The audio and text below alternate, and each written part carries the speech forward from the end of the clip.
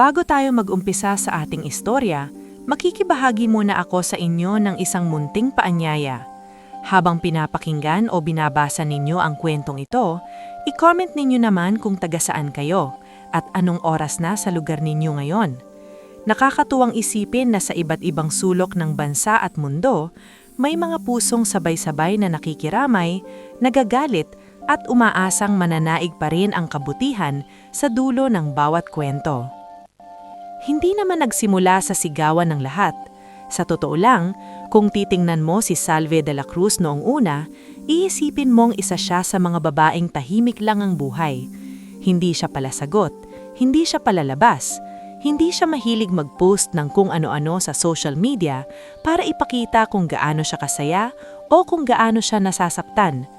Pero sa katahimikan niyang iyon, naroon ang isang klase ng tibay na hindi agad napapansin ng mga tao, yung tibay na marunong magdala ng pagod, lungkot at pangaapi nang hindi agad bumibigay. Tubong Lukban, Quezon si Salve. Lumaki siyang sanay sa simpleng buhay, maagang gumigising para tumulong sa maliit na tindahan ng mga magulang, nagtitipid ng baon at nangangarap lang noon ng tahimik na pamilya. Hindi siya lumaking maluho, pero lumaki siyang marunong magpahalaga sa dignidad. Kaya nang makilala niya si Rafael Villamor sa isang supplier meeting sa Maynila, hindi niya inaasahan ang lalaking seryoso, mahinahon at laging nakikinig bago magsalita ang siya palang magpapabago sa direksyon ng buong buhay niya. Si Rafael ang kabaligtaran ng maingay na mga lalaking sanay siyang makita. Hindi ito pumorma, hindi ito matamis magsalita, pero kapag nagsalita, ramdam mong totoo.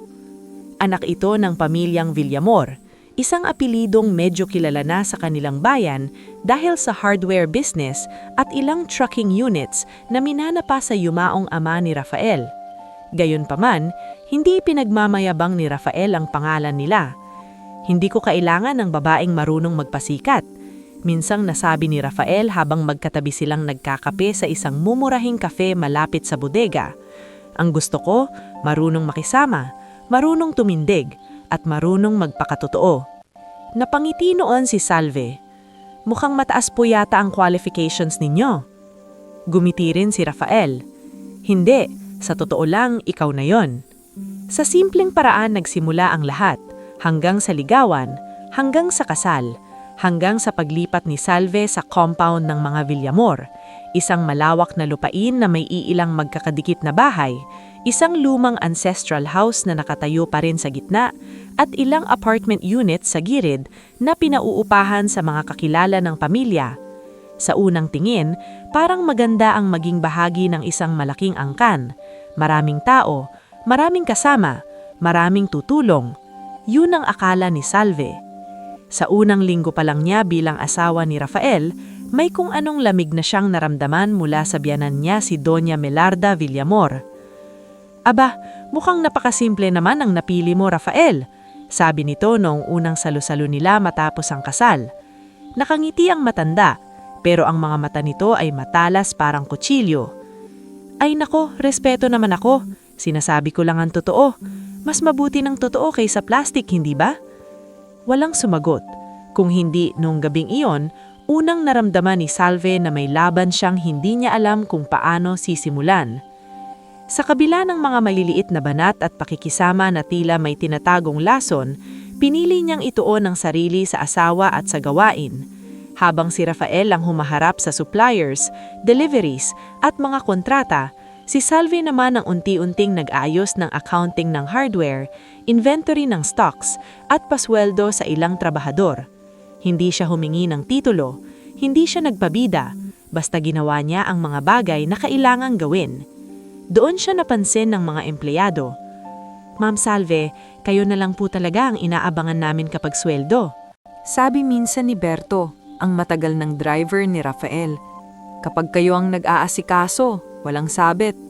Trabaho lang naman yan, Berto, sagot ni Salve habang inaabot ang sobre. Basta siguraduhin nyo ring maayos ang biyahe lagi. Ngumiti si Berto. Mas maayos pa po kayo kaysa sa iba dito sa compound. Alam na ni Salve ang ibig sabihin noon, pero hindi na siya nagsalita. May isa pang taong tahimik na naging kakampi niya, si Aling Perla, ang kusinerang halos 20 taon nang nagsisilbi sa mga Villamor. Matagal na nitong kilala ang ugali ng pamilya at mabilis nitong napansin kung paano unti-unting ginagawang dayuhan si Salve sa sariling tahanan. Isang umaga, habang nagkakape si Salve sa kusina, dahan-dahang lumapit si Aling Perla. "Iha," mahinang sabi nito, "wag mong masyadong dibdibin ang sinasabi ni Donya. Ganun talaga yon, lalo na kapag naiinggit." Napatingin si Salve. "Maiinggit po sa akin? Ako nga po ang laging minamaliit." Umiling si Aling Perla. Ang mga taong maingay sa pangmamaliit, kadalasan sila yung natatakot malamangan. Hindi agad nakasagot si Salve, pero tumatak sa isip niya ang sinabi ng matanda. Unti-unti, lumago ang negosyo. Hindi man sila bilyonaryo, guminhawa ang buhay ni Salve at Rafael. Nagkaroon ng karagdagang delivery trucks, dumami ang kliyente sa construction supplies, naitayo ang isang bagong bodega sa kalapit na bayan, at sa bawat pag-unlad, lalong nagiging malinaw na malaking bahagi roon ang maingat at tapat na paghawak ni Salve sa pera at operasyon. Ngunit habang umaangat ang mag-asawa, lalong umiinit ang loob ni Melarda. "Ano ba yung mga tao mo, Salve?" Minsang sabi ng biyenan niya habang naroon ang ilang kamag-anak sa sala. "Parang mas ikaw pa ang pinapakinggan kaysa sa mga tunay na Villamor." Hindi nakatingin sa kanya si Salve noong mga sandaling iyon. Inaayos lang niya ang resibo sa mesa. "Hindi ko naman po kasalanan kung ako ang nilalapitan nila kapag may problema." "Ayan na naman," singit ni Clarice habang umiinom ng juice. Napakaamo ng boses pero ang totoo, gustong-gusto ng kontrolin ng lahat. Tumaas ang kilay ni Trina. "Sa totoo lang, Tita Melarda, napansin ko rin yan. Parang hindi na bahay ng mga Villamor ang tingin niya rito. Parang kumpanya na niya." Doon pumasok si Rafael mula sa labas. Basa pa ang damit sa pawis at alikabok galing sa site visit. "Anong problema?" tanong niya. Walang sumagot agad, hanggang sa si Melarda ang nagsalita. "Wala, sinasabi lang namin na masyadong nakikisawsaw ang asawa mo sa lahat." Tiningnan ni Rafael si Salve, saka ang ina niya. "Nakikisawsaw? Ma, kung hindi dahil kay Salve, 3 beses na tayong nasilip ng BIR dahil sa magulong records. Kung hindi dahil kay Salve, hindi maaayos ang delayed payments ng mga supplier. Kung hindi dahil kay Salve, baka matagal nang lugmok ang negosyo." Saglit na natahimik ang lahat, pero si Melarda hindi napatinag. "Kaya pala, mas mahalaga na sa iyo ang babaeng yan kaysa sa pamilya mo." Humigpit ang panga ni Rafael. "Asawa ko siya, pamilya ko siya." Sa unang pagkakataon, naramdaman ni Salve na may taong buong-buong ipinagtatanggol siya. Gulit kasabay noon, naramdaman din niya na lalong lalalim ang galit ng biyenan niya. At hindi nga siya nagkamali. Mula noon, naging mas pino ngunit mas masakit ang paraan ng pag-atake sa kanya. Kapag may handaan, siya ang laging naiiwan sa kusina kahit siya ang may ambag sa gastos. Kapag may bisita, si Clarice at Trina ang ibinapakilala ni Melarda na malalapit sa negosyo, habang si Salve ay simpleng asawa lang ni Rafael. Kapag may mali sa bahay, nawawalang susi, nasunog na ulam, natuyong halaman, sa kanya agad ang sisi kahit hindi naman siya ang may gawa. Minsan, narinig pa niya si Melarda na kausap ang isang kumare sa telepono. Alam mo naman ang mga ganyang babae. Tahimik sa umpisa pero kapag nakuha na ang tiwala ng lalaki, sila na ang tunay na may hawak. Parang hinigpitan ng dibdib ni Salve nang narinig iyon sa hagdanan. Gusto sana niyang sumagot, gusto sana niyang ipagtanggol ang sarili, pero pinili na lang niyang umakyat sa kwarto nila ni Rafael at doon tahimik na umiyak. Naabutan siya ni Rafael na nakatalikod sa kama. "Salve?" Mahina nitong tawag. Pinunasan agad niya ang mata niya. "Wala to." Lumapit si Rafael at umupo sa tabi niya. "Hindi ka marunong magsinungaling." Napangiti siya ng bahagya kahit mabigat ang dibdib niya. "Ayoko lang na lagi kang nasa gitna." "Matagal na akong nasa gitna," sagot ni Rafael. "Hindi mo kasalanan ang ugali nila. Pero pamilya mo sila. At ikaw ang pinili ko." Niyakap siya ni Rafael ng gabing iyon. Mahigpit, tahimik. Parang alam nitong darating ang panahon na yung yakap na iyon ang magiging alaala niyang kakapitan. Lumipas ang mga buwan hanggang maging mga taon. At habang ang iba'y nakikita lang ang lumalaking negosyo at maayos na takbo ng pamilya sa panlabas na anyo, si Salve ay unti-unti nang napupudpud sa loob. Bukod sa stress, nagsimula siyang makaramdam ng mga sintomas na ipinagwawalang bahala niya lamang noon. Pananakit ng puson, madalas na pagkahilo, at matinding pagdurugo sa mga panahong hindi dapat. Pinagsasabihan siya ni Mayta Leorin, kapitbahay nilang dating nurse. "Salve, pa-check up ka na," madiing sabi ni Mayta isang hapon habang magkasama silang nagsasampay sa bakuran. "Hindi biro ang katawan, hindi pwedeng palaging isinasantabi." "Kapag humupa lang ang gawain sa bodega," sagot ni Salve, "marami pang aayusin." "Lagi ka na lang may dahilan," sabi ni Mayta. "Kapag bumigay ka, sino pang aayos ng lahat?" Hindi agad nakasagot si Salve. Dahil ang totoo, yun din ang tanong niya sa sarili. At tila narinig yon ng tadhana. Dumating ang taon na naging sunod-sunod ang problema sa negosyo. May isang truck na naaksidente sa North Luzon. May supplier na biglang umatras. May tauhang nagnakaw ng stocks. Si Rafael ang sumalo sa lahat ng biyahe, pakikipag-usap, at pressure. Pinipilit siyang alalayan ni Salve, pero ramdam niyang unti-unti ring nauubos ang lakas ng asawa niya. "Magpahinga ka naman," sabi ni Salve isang gabi habang nagbibilang si Rafael ng papeles sa dining table. "Kaninang umaga ka pagising?" Umiling si Rafael. "Konti na lang to." "Lagi mo na lang sinasabi na konti na lang." Napatingin si Rafael sa asawa niya at ngumiti ng pagod. "Kapag maayos nito, ikukuha kita ng bakasyon. Tayo lang." "Totoo?" "Totoo. Kahit isang linggo. Walang negosyo, walang compound, walang istorbo." Napangiti si Salve, pero hindi niya alam kung bakit may kung anong kaba ang biglang kumurot sa dibdib niya. 3 linggo matapos ang gabing iyon, bumagsak si Rafael sa opisina. Stroke. Yun ang sabi ng doktor. Masyadong mabilis ang mga sumunod na pangyayari. Ambulansya, tawag sa mga kamag-anak, dasal, luha, pag-asang baka maagapan. Ngunit hindi lahat ng dasal ay nasasagot sa paraang gusto natin. Sa loob lamang ng 2 araw, na maalam si Rafael nang hindi man lang tuluyang namumulat muli. At sa sandaling ilibing ang lalaking naging tanging kakampi ni Salve sa tahanang iyon, para ring inilibing kasama niya ang manipis na pader na pinipigil sa tunay na bangis ng pamilya Villamor. Sa unang gabi pa lang ng burol, narinig ni Salve si Gian na pabulbong na nagsasabi kay Clarice sa may garahe. "Kailangan ng pag-usapan ng properties," sabi nito. "Baka maunahan pa tayo." Mahinang tumawa si Clarice. "Basta si Mama bahala kay Salve. Mukhang wala na yun sa wisyo." Napahawak si Salve sa dingding. Hindi pa man malamig ng lubusan ang bangkay ng asawa niya, may mga taong nagbibilang na ng maiiwan nito. Lalong sumidi ang sakit sa katawan niya. Hindi na niya maunawaan kung alin ang mas mabigat, ang pagkamatay ni Rafael o ang katotohanang wala man lang siyang panahon para magluksa ng payapa. At sa gitna ng burol, dasal at mga plastik na pakikiramdam, nagsimulang bumigay ang katawan niya. Isang madaling araw, matapos makaranas ng matinding pananakit at pagdurugo, nawalan ng malay si Salve sa banyo. Si Mayta ang unang nakita sa kanya. "Ramil! Berto! Dali!" sigaw nito. Nagkagulo ang buong bahay. Ngunit habang ang iba'y natataranta, may mga matang nakatingin lamang mula sa malayo. At bago tuluyang mawala ng ulirat si Salve, ang huli niyang narinig ay ang malamig na boses ni Doña Melarda. Hay nako, isa na namang problema.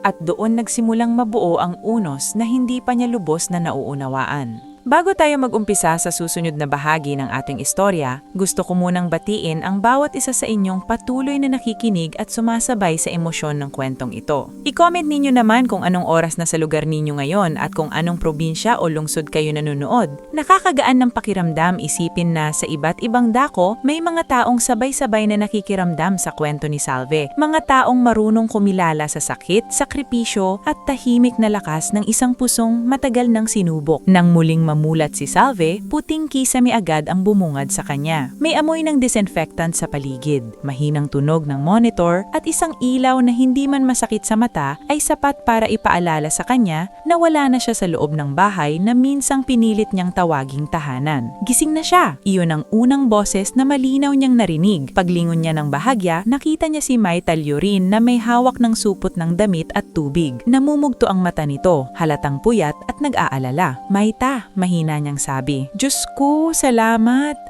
Bulong ni Mayta habang lumalapit. Akala mo, 2 oras kang hindi talaga maayos ang lagay. Buti na lang nadala ka agad dito. Gusto sanang umupo ni Salve pero sumakit ang katawan niya. Napapikit siya. Dahan-dahan, sabi ng isang lalaking boses mula sa may gilid. Isang doktor ang lumapit. Matangkad, maayos ang tindig at mahinahon ang tingin. Ako si Dr. Elian Sarmiento. Ako ang tumingin sa inyo kagabi. Pinilit ni Salve na ituon ang pansin. Ano po ang nangyari sa akin? Nagkatinginan sina Mayta at ang doktor. Hindi nagmamadali si Dr. Elian sa pagsagot na para bang iginagalang nito ang bigat ng lahat ng pinagdaraanan ng babae sa kama. Matagal na kayong may iniindang kondisyon, sabi nito. Base sa resulta, lumala ang bukol sa matres at sinabayan pa ng matinding stress, kakulangan sa pahinga at matinding blood loss. Naagapan naman pero kailangan ninyong manatili rito. Hindi na pwedeng ipagwalang bahala, napalunok si Salve. Tila lahat ng bigat ng mga nakaraang taon ay sabay-sabay bumagsak sa dibdib niya. Hindi pa siya tapos magluksa sa pagkamatay ni Rafael, eto at ospital naman ang bagsak niya. May pumunta ba? Mahina niyang tanong. Kahit alam na niya ang sagot na ikinasasakit niya. Saglit na natahimik si Mayta. May dumaan na isa, si Berto. Siya ang tumulong sa pag-asikaso noong madaling araw, pero hindi na nito tinuloy. Wala ang pamilya ni Rafael, diretsyong sabi ni Dr. Elian. Bagamat wala sa tono nito ang panghuhusga. At base sa record sa nurses station, wala ring nag-follow up mula kagabi. Napapikit si Salve. Sa sandaling iyon, hindi lang katawan niya ang masakit, pati yung bahaging matagal na niyang pilit pinatitibay sa loob niya. Bandang hapon, dumating si Sister Noemi, isang madre volunteer sa ospital na umiikot sa mga pasyenteng walang bantay o nangangailangan ng kausap. Maliit lamang ang kanyang pangangatawan, ngunit may kapayapaang dala ang bawat hakbang niya. Ikaw ba si Salve? Tanong nito. Nakangiti. Opo, sister. Hindi kita pipiliting magsalita kung ayaw mo, sabi ni Sister Noemi habang umuupo sa tabi ng kama. Minsan ang pagod ng tao hindi lang sa katawan, minsan sa puso. Hindi agad nakapagsalita si Salve, ngunit sa unang pagkakataon, loob ng maraming araw, bumigay ang harang sa loob niya. Pumatak ang luha mula sa kanyang mga mata, mabagal pero tuloy-tuloy. Parang wala na po akong babalikan, nanginginig niyang sabi. Mahinang hinawak ni Sister Noemi ang kamay niya. Minsan anak, ang iniisip nating tahanan ay lugar lang. Ang tunay na babalikan mo ay yung sarili mong dangal, yung lakas na matagal mong ibinaon para mabuhay ang iba. Sa loob ng ospital, tila ibang mundo ang namuo sa paligid ni Salve. Isang mundong hindi puno ng tusong tingin, pakunwaring ngiti at malamig na pananalita. May sakit siya, oo, may takot, may lumbay. Mulit sa kauna-unahang pagkakataon matapos mamatay si Rafael, napalayo siya sa mga taon araw-araw nagpapaalala sa kanya na hindi siya sapat. Subalit sa kabilang dako ng bayan, habang nagpapagaling si Salve, may ibang klaseng ingay naman ang sumisibol sa compound ng mga Villamor. Ano bang masarap ihanda? Masiglang tanong ni Clarice isang umaga habang nakatayo sa kusina ng ancestral house. Parang ang tagal na rin kasing mabigat ang aura dito. Napangisi si Gian habang nagsisindi ng sigarilyo sa may garahe. Kahit ano, ang importante makapag-imbita tayo. Kailangan nang maramdaman ng mga tao na tayo ang may hawak sa bahay na to. Si Doña Milarda naman, nakaupo sa sala habang umiinom ng kape, ay tila mas magaan ang mukha kumpara noong mga araw ng burol. Ang lungkot na ipinakita nito sa harap ng mga tao ay unti-unti nang napapalitan ng kumpiyansa. Sabihin ninyo sa mga kamag-anak, simpleng salo-salo lang, sabi nito. Pasasalamat na rin na kahit marami tayong pinagdaanan, tayo pa rin ang naiwan dito. Paano si Salve? Tanong ni Trina, bagaman halata sa tono nito na wala namang tunay na pag-aalala. Umismid si Melarda. Ano ngayon kung nasa ospital siya, hindi titigil ang mundo para sa kanya. At iyon nga ang nangyari. Sa sumunod na mga araw, habang si Salve ay sumasailalim sa gamutan at obserbasyon, sa compound naman ay unti-unting nabuo ang isang handaang hindi tahasang para ipagdiwang ang pagkakaospital niya, ngunit iyon ang tunay na diwa. Dumating ang ilang kumare ni Melarda. May 2 pinsan ni Gian na noon lang muling nagpakita dahil may libreng pagkain. May video case sa gilid, may litsyong manok, may alak sa likod ng bahay.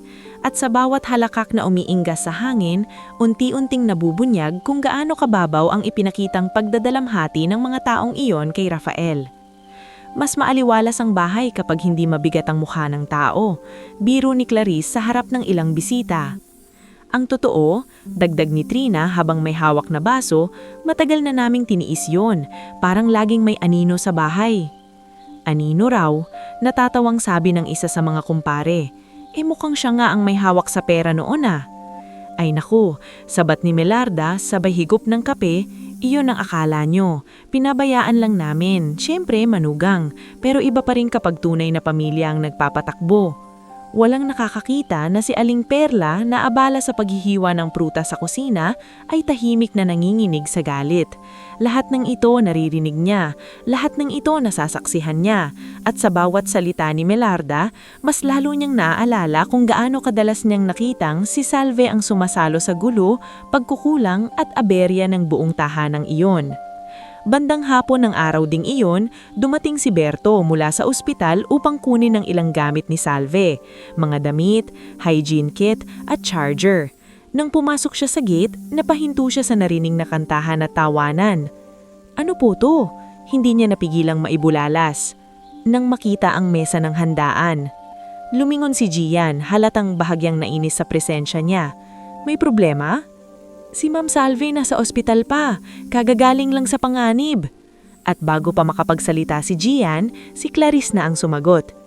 Hindi naman ibig sabihin nun magluluksa kami habang buhay. Nanginig ang panga ni Berto. Hindi ho tungkol sa pagluluksa lang yan, respeto naman sana.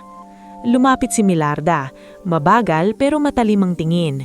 Driver ka lang Berto, huwag kang masyadong nakikialam sa usapang pamilya. Nayuko si Berto, pero hindi sa takot, kundi sa pagpigil ng galit. Opo, Donya, pero kung pamilya nga po ang tawag ninyo rito, bakit parang hinihintay ninyong nawala si Ma'am Salve? Isang saglit ng katahimikan ang pumutol sa paligid. Pagkatapos ay tumawa si Gian, pilit at mayabang. Masyadong emosyonal. Hindi na sumagot si Berto. Dumiretso siya sa kwartong dating ginagamit ni Salve at Rafael upang kunin ang mga gamit. Ngunit sa pagpasok niya roon, isa pang bagay ang pumukaw sa kanyang pansin. Nakaayos na ang ilang cabinet, may mga papel na nakabukas sa ibabaw ng mesa, at may 2 lalaking hindi niya kilala na tila nagsusukat-sukat ng bahagi ng kwarto at ng hallway. Sino sila? Tanong niya sa isang kasambahay. Mga ahente raw, pabulong nitong sagot. Pinapatingin ni Sir Gian ng ibang parte ng bahay. Ahente? Para saan? Nailing ang kasambahay. Hindi ko rin alam, pero ilang araw na silang pabalik-balik. Doon nagsimulang bumilis ang kutob ni Berto. Kinagabihan, sa ospital, nadatnan niya si Salve na tahimik lang ang tingin sa bintana. Madilim na ang langit sa labas. Ang ilaw mula sa hallway ay bahagyang tumatama sa maputla niyang mukha. Ma'am, mahinang tawag. Napalingon si Salve. Berto, nakuha mo ba ang gamit ko? Ingat ko pong dinala. Inilapag niya ang bag sa maliit na mesa sa gilid ng kama. Napansin agad ni Salve ang kakaibang bigat sa mukha ng driver. May gusto kang sabihin. Nag-atubili si Berto. Ayaw sana niyang dagdagan ang sakit ng babae, ngunit mas ayaw niyang manatili itong mangmang sa nangyayari sa bahay. May handaan po sa compound, marahan niyang sabi. Hindi agad umimik si Salve. Parang matagal na niyang inaasahan, pero masakit pa rin kapag narinig ng direkta. Nag-iinuman, nagvi-video kay, may mga bisita. Huminga ng malalim si Berto. At may mga lalaking pumupunta sa bahay, parang tinitignan ng property. Napalunok si Salve. Property? Opo, at may mga papel pong nakabukas sa kwartong dati niyo ni Sir Rafael. Mula sa may pintuan, naroon pala si Dr. Elian at narinig ang huling bahagi ng usapan. Pumasok ito ng dahan-dahan. "Pasensya na," sabi ng doktor. "Hindi ko sinasadyang makinig pero kailangan ko sigurong sabihin ito bilang doktor at bilang taong nakakakita sa kalagayan ninyo. Hindi lang pisikal ang banta sa inyo, mukhang pati seguridad ninyo sa labas ng ospital." Napatingin si Salve sa kanya. "Dok, wala na po akong lakas para sa panibagong gulo. Hindi ko kayo hinihikayat na makipag-away," sabi ni Dr. Elian. "Pero maaaring kailangan ninyong ihanda ang sarili ninyo. At baka may abogado o taong pinagkakatiwalaan ang asawa ninyo noon." Sa puntong iyon, tila may biglang kumislap sa alaala ni Salve. "Attorney Isandro," bulon niya. "Ang legal advisor ng negosyo?" tanong ni Berto. Tumanggo si Salve. "May mga pagkakataong gusto akong kausapin ni Rafael noon kasama si Attorney Isandro, pero palagi kong sinasabing saka na lang dahil abala ako." Ilang beses niyang sinabi, napapikit siya, inaalala ang boses ng asawa niya. "Kapag may nangyari sa akin, siguraduhin mong makausap mo si Isandro. May mga bagay akong inayos para sa'yo." Nagkatiginan sina Berto at Dr. Elian. Sa unang pagkakataon matapos siyang maospital, may ibang uri ng kaba na sumibol sa dibdib ni Salve. Hindi lamang takot, kundi kutob na may iniwang katotohanan si Rafael na hindi alam ng pamilya nito. Kinabukasan, dumating sa ospital si Joa Serer, isang social worker na irerekomenda ni Sister Noemi upang tumulong sa ilang papeles at benepisyo. Ngunit nang marinig nito ang sitwasyon ni Salve, mas naging mapanuri ito. "Ma'am Salve, sa karanasan ko, kapag biglang nagmamadali ang mga kamag-anak sa ari-arian habang ang legal na asawa ay may sakit, hindi maganda ang ibig sabihin nun." Mapait na ngumiti si Salve. "Alam ko. May tiwala po ba kayong tao sa labas ng pamilyang yun?" Tumanggo si Salve. "May iisan, pero sa ngayon parang lahat sila malayo." "Hindi lahat," marahang sagot ni Joa. "Minsan, sapat na ang iisan para mailigtas ang isang tao sa mas malaking kapahamakan."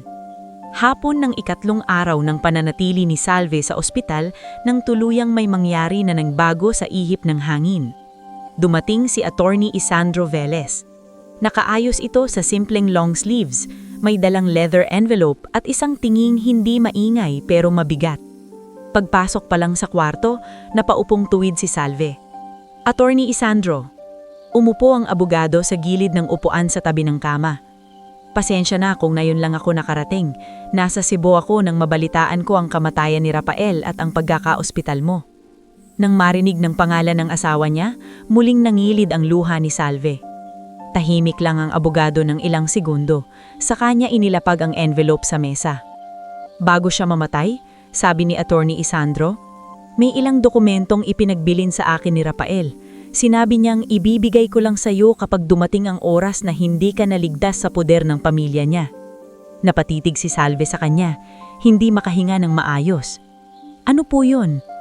Tinignan niya ng direkta ang abogado. "Ang bahay na tinitirhan ninyo?" Sabi niya, isa-isang binibigkas ang mga salitang tila iyayanig sa susunod na kabanata ng kanyang buhay, "ay matagal nang nailipat sa pangalan mo, Salve. At may legal na utos si Rafael na protektahan ang lahat ng bahagi nito laban sa sino mang magtatangkang angkinin niyon nang wala kang pahintulot." Bago tayo magpatuloy sa mas mabigat at mas kapanapanabik na bahagi ng ating istorya, gusto ko munang magpasalamat sa inyong patuloy na pagsubaybay. Habang binabasa o pinapakinggan ninyo ang kwento ni Salve, i-comment ninyo naman kung taga saan kayo at anong oras nasa lugar ninyo mayon. Nakakatuwang isipin na sa bawat tahanang naaabot ng kwentong ito, may mga pusong sabay-sabay na umaasa na balang araw darating din ang hustisya para sa mga taong tahimik lang na nagtitiis. Hindi agad nakapagsalita si Salve matapos marinig ang sinabi ni Attorney Isandro. Ang bahay, ang tahanang ilang taon niyang nilinis, inayos, pinangalagaan at pilit na tinawag na pamilya kahit madalas siyang ituring na dayuhan doon, iyon pala ay matagal nang ipinangalan sa kanya ni Rafael. Parang biglang naghalo ang sakit, gulat at pangungulila sa dibdib niya. Bakit? bakit hindi niya sinabi sa akin? Paos niyang tanong, halos pabulong. Napabuntong hininga si Attorney Isandro. Gusto niyang sabihin ilang beses, pero sabi niya kapag nalaman daw agad ng pamilya niya, baka mas lalo kanilang pag-initan. Kilala niya ang ina niya, kilala niya si Gian, kaya inunahan na niya. Napapikit si Salve at napaluha. Sa isip niya, bumalik ang alaala ng mga gabing pagod na pagod si Rafael pero nakukuha pa rin siyang yakapin. Ang mga pagkakataong gusto pala nitong may iaabot na kasigurahan sa kanya pero natabunan ng trabaho, tensyon at mga problemang hindi nauubos-ubos. Hindi ka pinabayaan ni Rafael, mahinaong sabi ni Dr. Elian mula sa may gilid. Sa totoo lang, mukhang pinaghandaan niya ang araw na ito. Saglit na tumahimik ang silid. Tanging mahinang ungong ng aircon at tunog ng trolley sa labas ng kwarto ang maririnig. Ngunit sa katahimikang iyon, may unti-unting tumitibay sa dibdib ni Salve. Isang pakihamdam na sa unang pagkakataon matapos mamatay si Rafael, hindi pala siya ganap na nag-iisa. Ano po ang susunod na gagawin? Tanong ni Berto na halatang hindi na rin mapakali mula nung marinig ang revelasyong iyon. Binuksan ni Attorney Isandro ang envelope at inilabas ang ilang dokumento. Maayos itong nakasalansan, may pirma, notaryo at ilang kalakip na kopya ng titulo, authorization at protective clauses na hindi agad mauunawaan ng hindi sanay sa legal na papeles. Una, sabi ng abogado, hindi maaaring galawin, ibenta, isanla o ipagamit ang bahay nang wala ang tahasang pahintulot ni Salve bilang legal na may-ari. Pangalawa, may naka-attach dito na financial restrictions sa ilang assets na pilit ginagamit ni Gian bilang leverage sa mga personal niyang transaksyon. At pangatlo, tumigil siya sandali bago tumingin kay Salve. May iniwang directive si Rafael na sakaling tangkain ng sinuman sa pamilya niya na paalisin ka, malinlang ka o guluhin ang pagmamay-ari mo, otomatikong may legal na aksyon na maaaring simulan. Napakagat labi ni Salve. Napatingin siya sa mga papel na parang mga bagay na noon ay hindi niya pinagtutuunan ng pansin, ngulit ngayon ay tila mga sandatang hindi para manakit, kundi para magbigay proteksyon. Kinabukasan, matapos makapahinga ng kaunti si Salve at makausap ng mas maigi si Attorney Isandro, nagsimula na ang tahimik ngunit matinding paghahanda. Hindi siya pinayagan ni Dr. Elian na ma-stress ng todo, kaya marami sa unang hakbang ay sina Attorney Isandro at Berto ang gumawa. Ngunit kahit nasa ospital pa rin siya, malinaw na sa isip niya ang isang bagay. Hindi na siya babalik sa bahay na iyon bilang babaeng api at takot. Samantala, sa compound ng mga Villamor, patuloy ang yabang ng mga taong walang kaalam-alam na malapit ng gumuho ang lupa sa ilalim ng mga paa nila. Tawagan mo na ulit ang buyer, sabi ni Gian kay Clarice habang nakaupo sa lumang sala. Sabihin mo pwede na nating pag-usapan ng partial payment. Sigurado ka bang wala nang magiging problema? Baka biglang umiksena si Salve. Umisid ni Milarda mula sa kanyang inuupuan. Ano naman ang maipapalag niyon? Wala nang ang lakas, nasa ospital pa. Huwag niyo nang pahirapan ang sarili ninyo sa kaisip sa taong wala nang halaga rito. Natawa si Trina habang nag-aayos ng kuko. Tsaka kung tutuusin tita, ang tagal na rin niyang parang nakadikit sa puder ninyo. Mas maigi na ring bumukod. Ngulit ang kayabangang iyon ay hindi nagtagal. Bandang 10:00 ng umaga, 2 sasakyan ang pumasok sa tapat ng gate ng compound.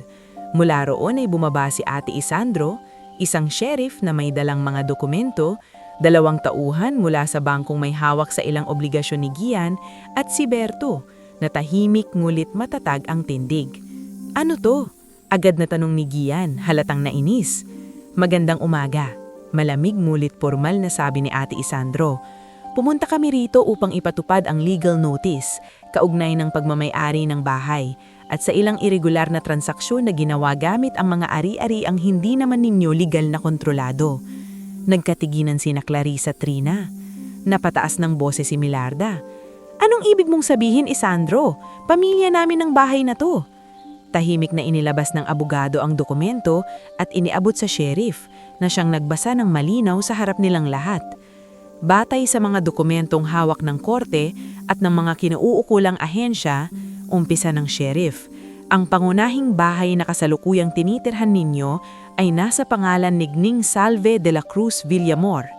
Ang sino man magsagawa ng unauthorized sale, lease, encumbrance o anumang uri ng disposisyon dito ay mananagot sa ilalim ng batas. Parang binuhusan ng malamig na tubig ang buong compound. Ano? Sigaw ni Gian. Imposible! Hindi imposible, sagot ni Ate Isandro. Matagal na itong inayos ni Rafael. Ako ang ina niya. Halos humagulgol sa galit si Milarga. Hindi niya gagawin yan sa amin. Ngunit hindi na gumana ang sigaw sa harap ng papeles. Habang patuloy ang pagbabasa ng sheriff, isa-isa ring lumabas ang katotohanan sa mga ipinakitang dokumento. Ilang bahagi ng mga collateral na ginagamit ni Gian para sa personal niyang pagkakautang ay maling ipinresenta. May transaksyong pilit niyang ipinasa bilang basbas ng buong pamilya, gayong wala naman siyang pahintulot. Ang mas masaklap, may ilang bumalik ng claim mula sa bangko at sa mga pinangakuan niyang buyer dahil duda ang mga ito sa legalidad ng hawak niyang papeles.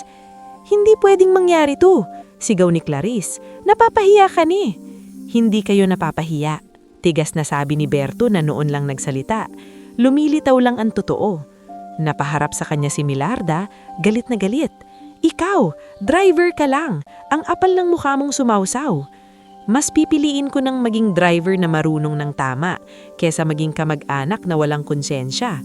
Namula sa galit si Gian at akmang susugod pero napigilan nang makita ang mga tauhan ng sheriff. Sa halip, mabilis itong humakbang paloob, tila maghahalog-halog ng kung ano-anong papeles na baka makapagsalba sa anya. Ngulit huli na ang lahat. Sa mga sumunod na oras, kailangan nilang lisanin ang ilang bahagi ng bahay na matagal nilang inangkin na parang sarili nilang kaharian. Hindi pa man literal na nakatayo sa kalsada ang mga Villamor, ngulit ang simbolo ng kanilang kapangyarihan ay wasak na. Ang mga kapitbahay na dating takot sumilip ay ngayon ay patagong nakatanaw sa bintana. Ang mga kamag-anak na dating nakikikain sa handaan ay biglang naglaho. At ang mga taong minsang pinagtawanan si Salve ay ngayon ay walang maisagot sa harap ng katotohanan.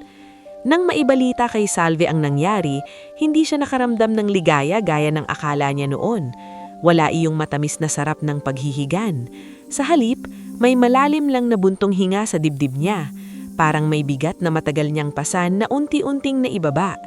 Ngulit kasabay noon ay may pagod pa rin. Pagluluksa pa rin dahil alam niyang hindi maibabalik ng kahit anong legal na tagumpay ang lalaking naging kakampi niya. Makalipas ang ilang araw, nakalabas si Salve sa ospital ngunit hindi siya diretso umuwi sa bahay.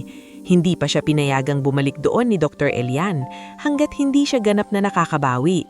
Kailangan ninyo ng pahinga, hindi ng panibagong tensyon. Mading sabi ng doktor habang inaabot ang discharge instructions. Umiwas muna kayo sa lugar o taong magpapalala sa kondisyon ninyo. Doc, mahinang sabi ni Salve, parang ang hirap namang umiwas sa gulo kung doon umiikot ang buong buhay ko nitong mga nakaraang taon. Tinignan siya ni Dr. Elian ng diretsyo. Kung ganon, baka panahon nang umikot naman ang buhay mo sa ibang direksyon. Iyon ang payo na dinala niya palabas ng ospital. Sa tulong ni na Attorney Isandro, Berto at ni Maita, pansamantala siyang lumipat sa isang maliit ngunit maaliwalas na inuupahang bahay sa kabilang bayan. Hindi iyon marangya, isang palapag lang, may maliit na sala, simpleng kusina at 2 silid. Ngunit nung una niyang gabing natulog doon, napaiyak si Salve hindi dahil sa lungkot, kundi dahil sa katahimikan. Walang panunumbat, walang malamig na tingin. Walang pakiramdam na kailangan niyang huminga ng marahan para lang hindi makairita sa iba. Ilang araw matapos siyang makalipat, dumating ang nakababatang kapatid niyang si Digna. Matagal silang hindi naging malapit ng husto dahil noong buhay pa si Rafael, halos lahat ng oras ni Salve ay nakatali sa bahay at negosyo. Ngulit nang makita siya ni Digna sa bagong inuupahang bahay, agad itong napayakap sa kanya. Ate! Naningilid ang luha nitong sabi, bakit ang tagal mong tiniis lahat ng yon? Ngumiti ng mapait si Salve. Akala ko kasi kaya kong ayusin basta magtiis yang ako ng konti pa. Hindi ka nababalik doon ng ganun ulit, sabi ni Digna, mariin, narito na ako. Kasunod ni Digna ang pamangkin nilang si Miro, isang working student na payat, mahiyain, pero masipag. Siya ang tumulong sa pag-aayos ng ilang papeles sa munisipyo, pagbili ng gamot, at paglinis ng maliit na inuupahan ni Salve. Ate Salve, sabi ni Miro minsang nag-aayos ng mga kahon, kung kailangan niyo po ng tao sa kahit anong aayusin, nandito lang ako. Napangiti si Salve. Salamat. Hindi ko nakakalimutan noong ikaw ang laging pasimpleng tumatawag kapag may problema si Mama sa probinsya. Namula ng kaunti si Miro. Nahihiya lang po ako sa inyo noon, parang ang dami niyo nakasingpasan. At doon, unti-unting nagbago ang timpla ng buhay ni Salve. Hindi agad gumaan, hindi agad sumaya. Ngunit hindi na rin iyon puro sakit. Samantala, habang abala si Attorney Isandro sa pagpoprotekta sa legal na pagmamay-ari ni Salve sa bahay at sa inventory ng mga naiwang gamit, unti-unti ring lumalapit sa kanya ang mga taong dati tahimik lang. Isa sa mga iyon si Ma'am Celestine Harboleda, dating supplier ng construction materials na ilang taon nang nakakatrabaho ni Rafael. Nagpunta ito mismo sa inuupahang bahay ni Salve isang hapon. Pormal ang ayos, ngunit mabait ang mukha. Pasensya na kung ngayon lang ako nakadalaw, sabi nito habang umuupo sa simpleng silya sa sala. Nung una, ayokong dumagdag sa iniisip mo, pero may gusto sana akong sabihin. Ano po yon, Ma'am Celestine? Tanong ni Salve. Sa totoo lang, sabi ng babae, noong buhay pa si Rafael, alam naming lahat sa industriya na ikaw ang totoong mauyos kausap. Ikaw ang marunong sa billing, sa schedules, sa commitments. Marami sa amin ang nakipagtransaksyon dahil alam naming hindi ka manloloko. Tahimik na nakinig si Salve. May binubuo akong mas maliit pero mas sistematikong construction supply hub sa kabilang dayan at gusto kong ikaw ang maging partner ko roon. Halos hindi agad makainik si Salve. Ako po? Hindi bilang awa, mabilis na sagot ni Celestine, bilang pagkilala sa kakayahan mo. Bago pa makasagot si Salve, mula sa bintana ay nakita niyang dumaan si Berto, may dalang ilang folder. Pagpasok nito, halata sa mukha ang inis. Ma'am, nagkakalat na naman sa barangay si Doña Melarda. Sinasabi niyang kayo raw ang umagaw sa mana ng pamilya. Natahimik ang lahat. Mabigat ang dibdib ni Salve, ngunit sa pagkakataong iyon, hindi siya gumuha. Hindi rin siya napatango sa takot. Sa halip, dahan-dahan siyang tumayo, kahit may panghihina pa. Tumingin siya kina Digna, Miro, Ma'am Celestine at Berto, mga taong unti-unting bumubuo ng bagong paligid sa buhay niya. Kung gusto nilang magsinungaling, hayaan muna natin. Darating din ang oras na mismong katotohanan ang sasampal sa kanila. At sa unang pagkakataon matapos ang maraming taon, ang katahimikan ni Salve ay hindi na katahimikan ng pagtitiis. Iyon na ang katahimikan ng isang babaeng nagsisimula ng bumangon. Bago tayo magpatuloy sa susunod na mas lalong umiinit, ngunit mas nagdibigay lakas na bahagi ng ating istorya, gusto ko munang magpasalamat sa inyong walang sawang pagsubaybay. Habang binabasa o pinapakinggan ninyo ang bahaging ito, i-comment ninyo naman kung taga saan kayo at anong oras na sa lugar ninyo ngayon. Nakakatuwang isipin na sa iba't ibang sulok ng bayan at mundo, may mga taong sabay-sabay na sumasaksi sa unti-unting pagbangon ni Salve. At sa pagdating ng araw na ang mga dating mapang-api ay kailangang humarap sa bunga ng sarili nilang kasakiman. Hindi nagtagal matapos ang mga paninirong ikinakalat ni Doña Melarda sa barangay, natutunan ni Salve ang isang napakahirap tanggapin ngunit napakahalagang aral. Hindi lahat ng laban ay kailangang sagutin agad. May mga laban na mas nananalo kapag hinayaan mong ang panahon mismo ang magbunyag ng katotohanan. Sa mga unang buwan ng kanyang pamamalagi sa maliit na inuupahang bahay, hindi pa rin lubusang maayos ang katawan ni Salve. Madalas siyang mapagod. Paminsan-minsan ay sumasakit pa rin ang kanyang puson. Kailangan pa rin niyang magbalik sa ospital para sa follow-up check-ups kay Dr. Elian Sarmiento. Ngunit sa kabila nito, unti-unti nang bumabalik ang kanyang dating tatag. Hindi na bilang asawa ni Rafael, hindi na bilang api sa compound ng mga Villamor, kundi bilang sarili niyang tao. Isang umaga, kasabay ng sinag ng araw na sumisilip sa maliit na bintana ng inuupahan niyang bahay, dumating si Ma'am Celestine Arboleda, dala ang ilang folder at plano. "Salve," sabi nito habang maingat na inilalatag ang mga papel sa mesa. "Hindi kita pipilitin, pero gusto kong makita mong hindi rito nagtatapos ang buhay mo." Umupo si Salve sa tapat niya. Naroon din si Digna na may dalang mainit na kape at si Miro na tahimik na nag-aayos ng calculator at ilang resibo sa gilid. "Ang sabi niyo po," maingat na sabi ni Salve, "partner sa bagong supply hub?" Tumanggo si Celestine. "Oo, mas maliit ito kaysa sa negosyong hawak noon ni Rafael, pero mas malinis ang sistema.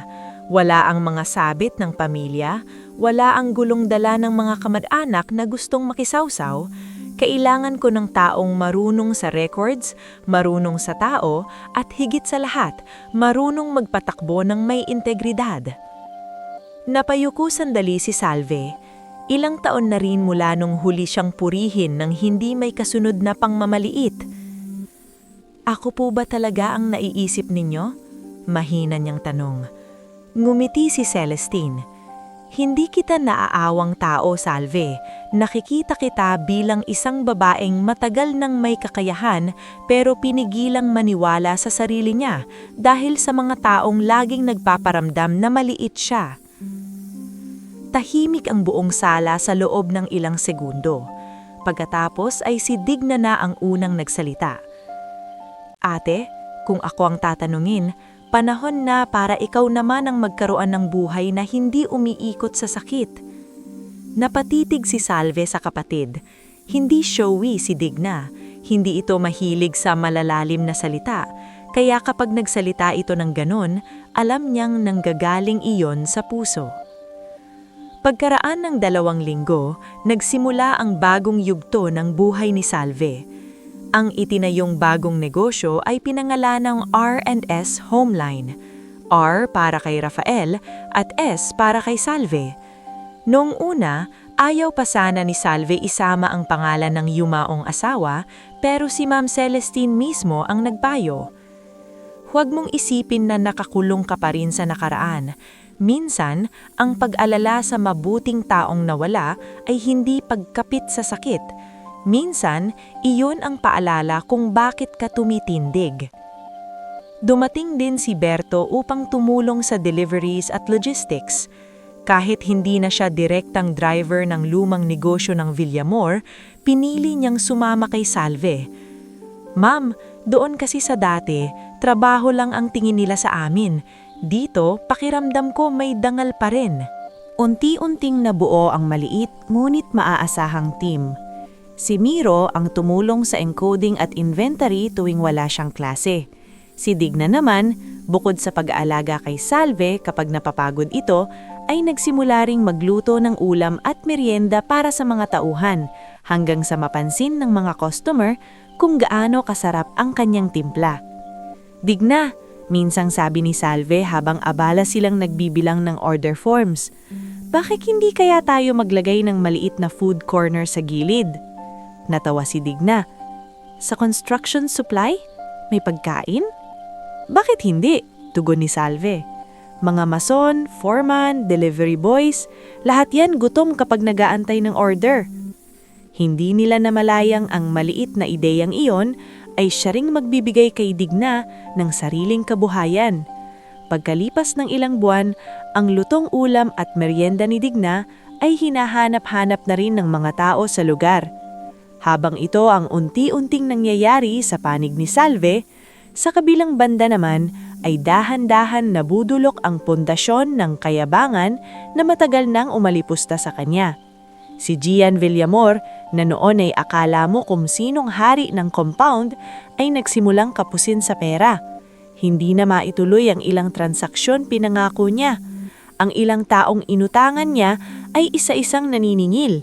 Ang masama pa, may isang kontratistang nagngangalang Rolando Bascunyan ang humarap sa barangay at nagreklamo na niloko siya ni Gian gamit ang peking pangakong may kontrol siya sa mga ari-arian ng pamilya. "Ano bang akala niyo sa akin, manloloko?" Sigaw ni Gian sa harap ng barangay hearing isang araw ayon sa kwento ni Berto pagbalik nito. Umupo si Salve sa kanyang lamesa at marahang ibinaba ang hawak na ballpen. At anong sabi? Napangiti si Berto pero hindi tuwa ang laman ng ngiting iyon, kundi mapait na katarungan. Walang naniwala sa kanya, lalo na nang may dala ng kopya ng mga papeles si Attorney Isandro. Hindi pa roon natatapos ang malas ni Gian. Si Clarice, na noon ay sanay sa handaan, pahaging at pagpapakitang parang siya ang tunay na reyna ng compound, ay nagsimulang mawalan ng tiyaga sa sitwasyon. Hindi ako nabuhay parang makisiksik sa problema mo, minsang sigaw nito kay Gian, batay sa salaysay ni Trina na ikinwento rin naman sa iba.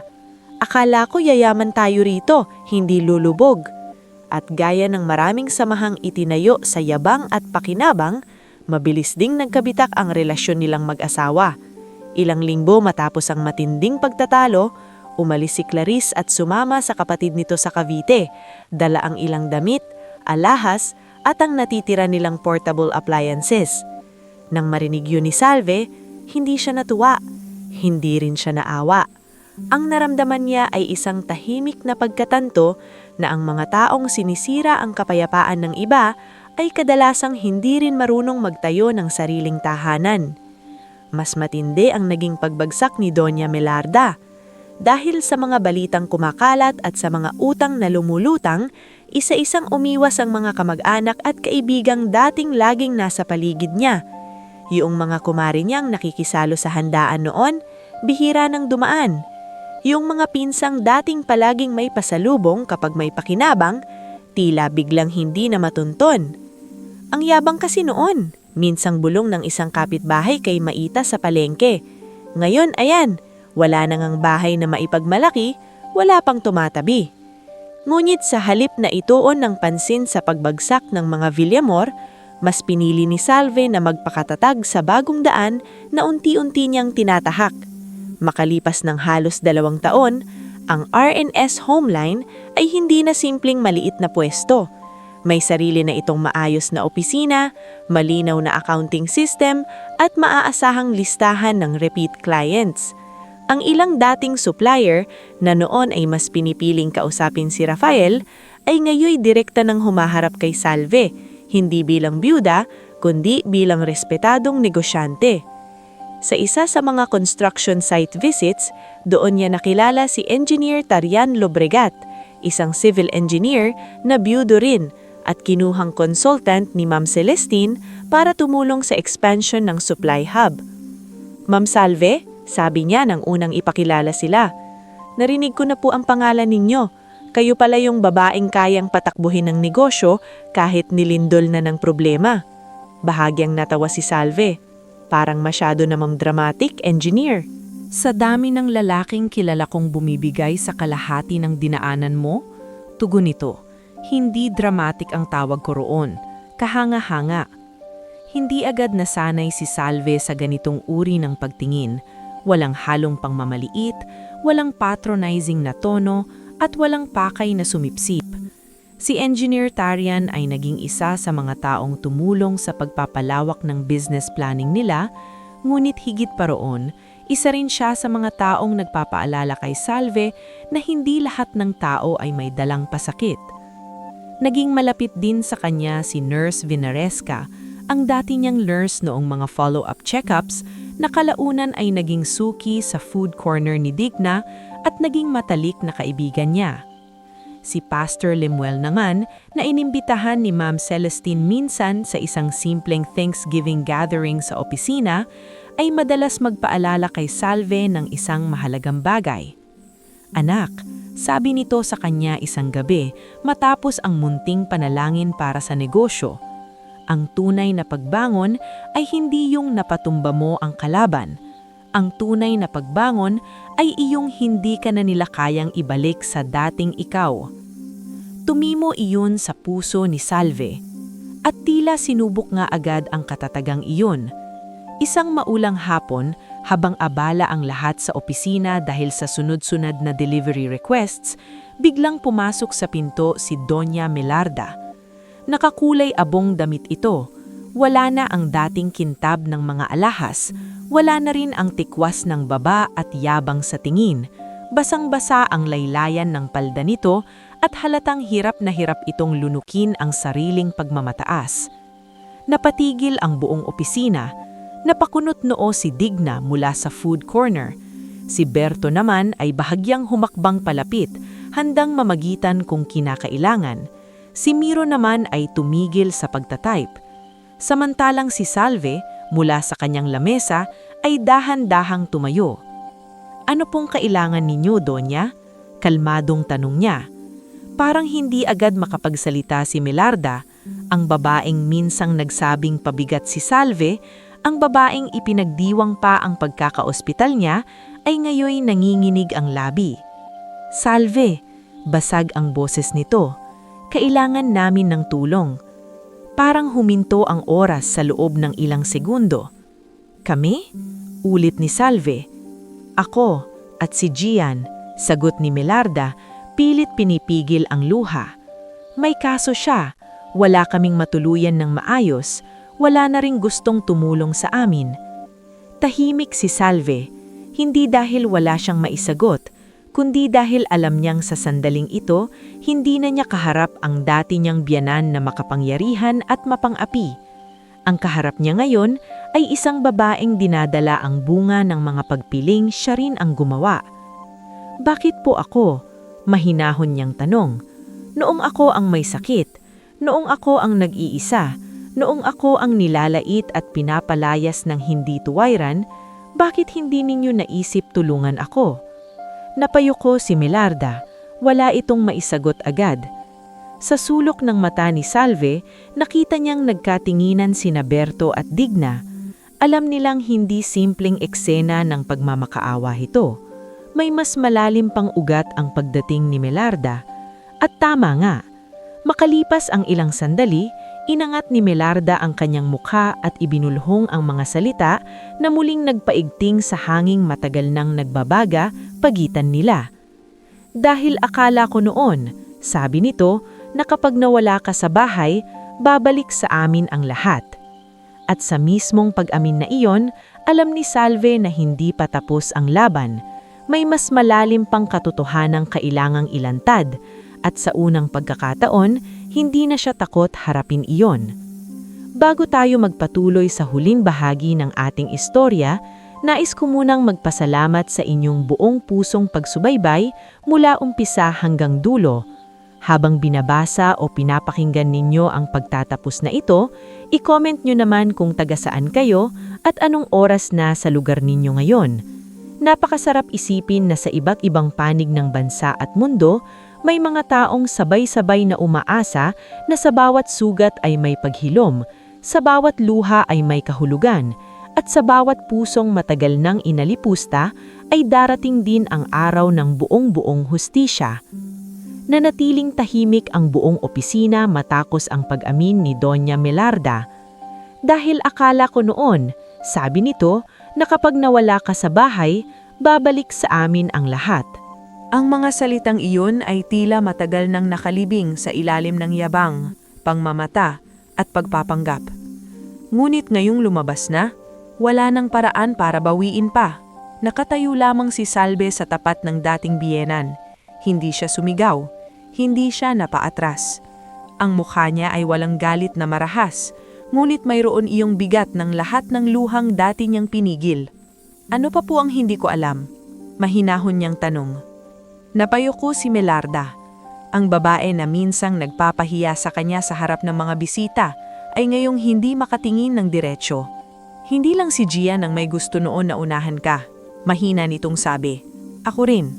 Ako ang nagsabi sa kanya na habang mahina ka, habang nasa ospital ka, dapat naming ayusin ang mga papeles. Akala ko kapag nawala ka sa poder ng pamilya, babalik sa amin ang bahay, ang pangalan, ang kontrol." Sa gilid, napasinghap si Digna. Si Berto naman ay napahigpit ang hawak sa mga daliri niya.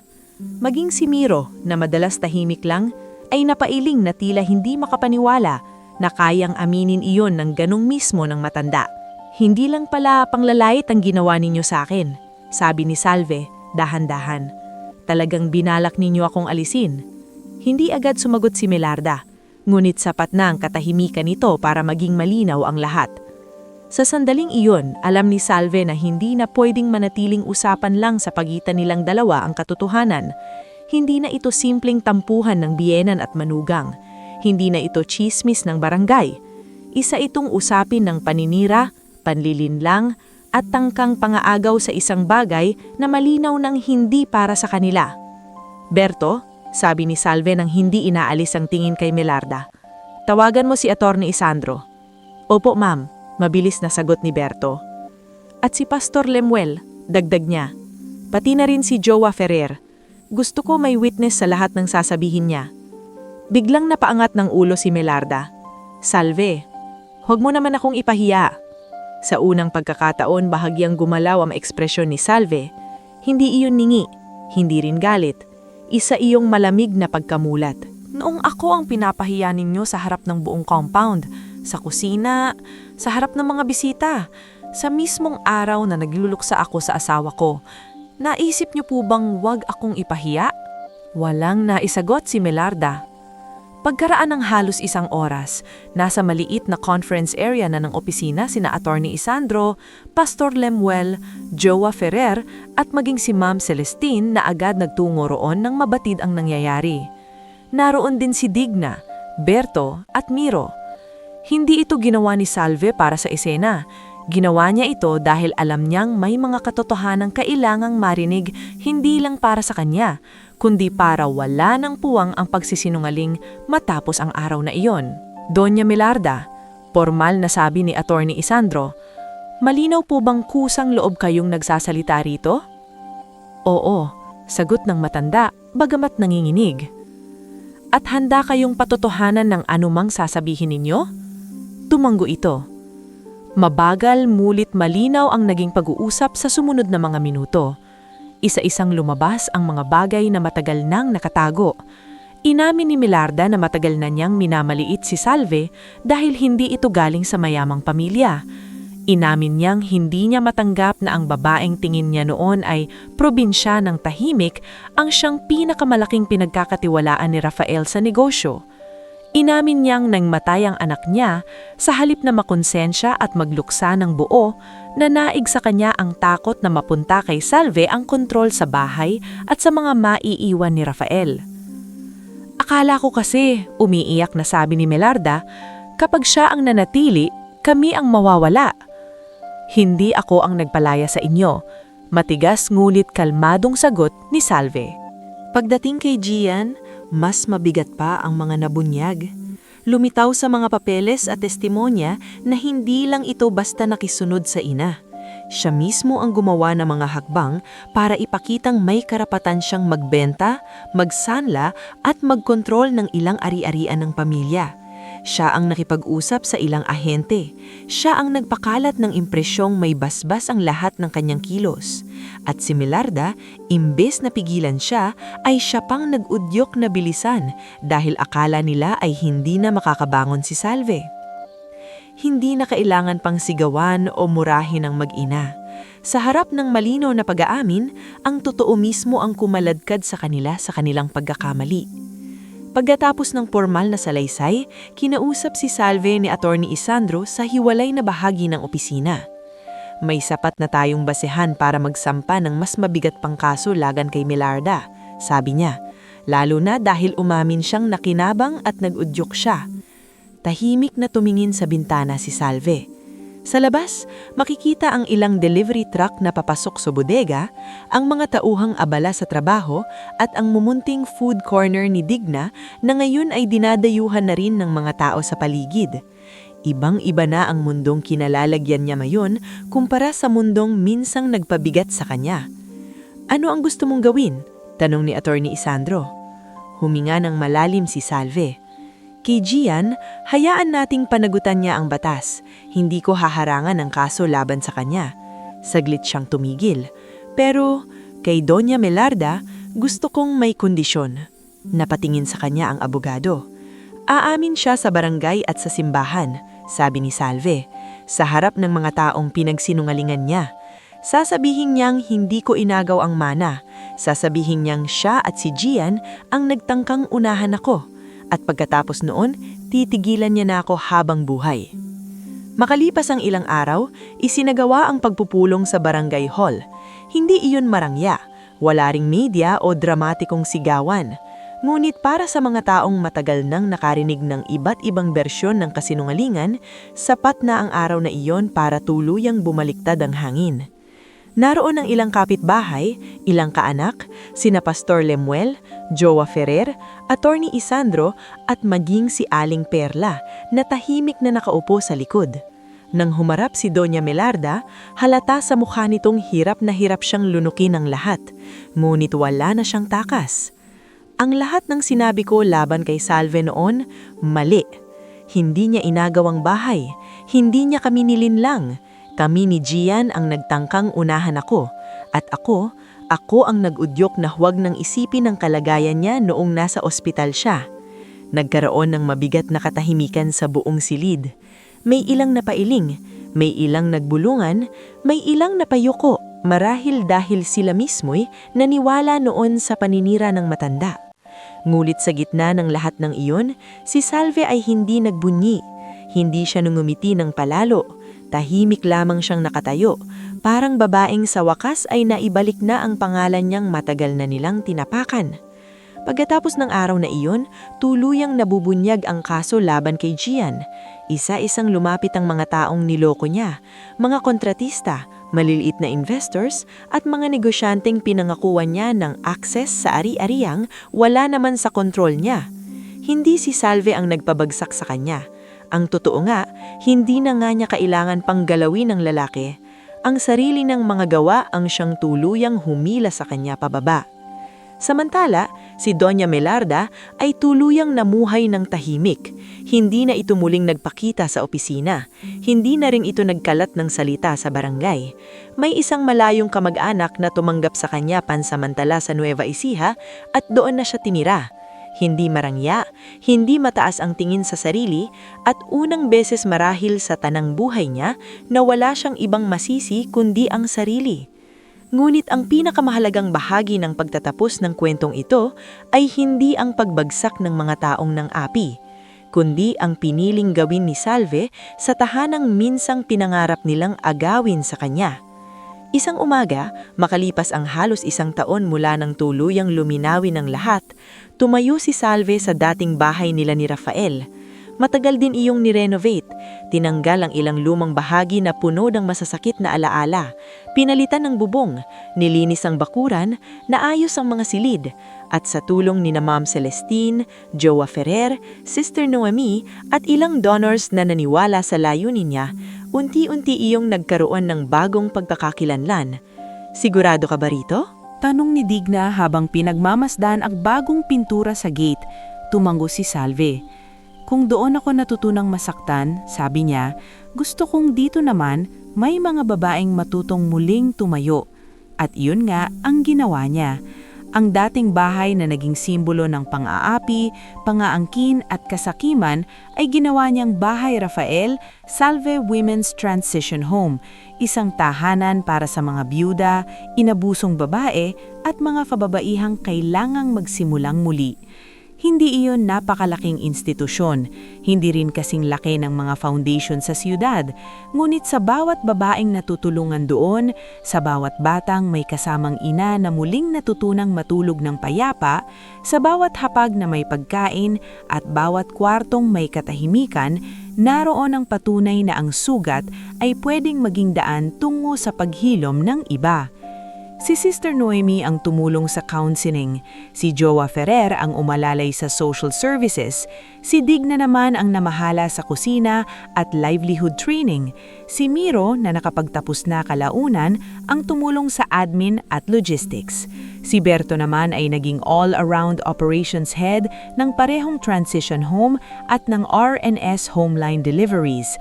At si Pastor Lemuel ay paminsan-minsang nagdaraos ng simpleng pagninilay para sa mga babaeng nanunuluyan doon.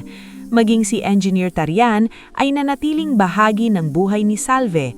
Una bilang katuwang sa proyekto hanggang sa kalaunan ay naging isang tahimik ngulit maaasahang presensya sa kanyang mga araw.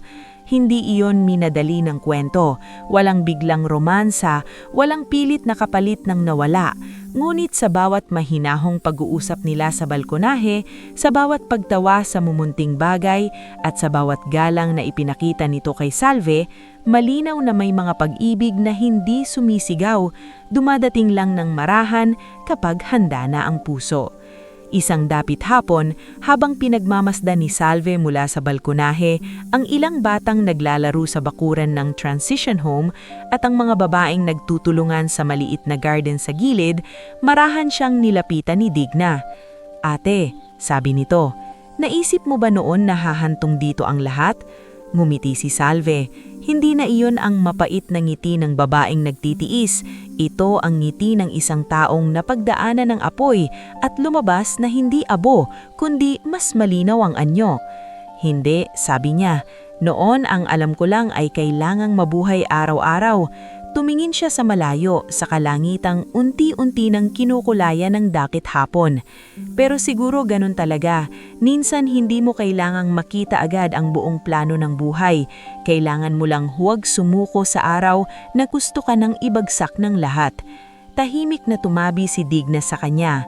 Maya-maya, bumaba ang tingin ni Salve sa pangalan ng bahay na nakasabit sa ibaba. Nandoon ang pangalan ni Rafael, nandoon din ang sarili niyang pangalan, hindi bilang alaala ng sakit, kundi bilang patunay na may mga bagay na hindi maaagaw ng kasakiman, dangal, kabutihan, at ang lakas ng loob na gawing biyaya para sa iba ang sariling pinagdaanang unos. At sa wakas, sa bahay na minsang naging saksi sa pagmamaliit, luha at pagtataksil, si Salve ay nakatayo na hindi bilang api, hindi bilang takot na manunugang, kundi isang babaeng buo, iginagalang at malaya. Natapos ang kabanata ng pang-aapi, at nagsimula ang isang buhay na hindi na kailanman maaagaw ni numan.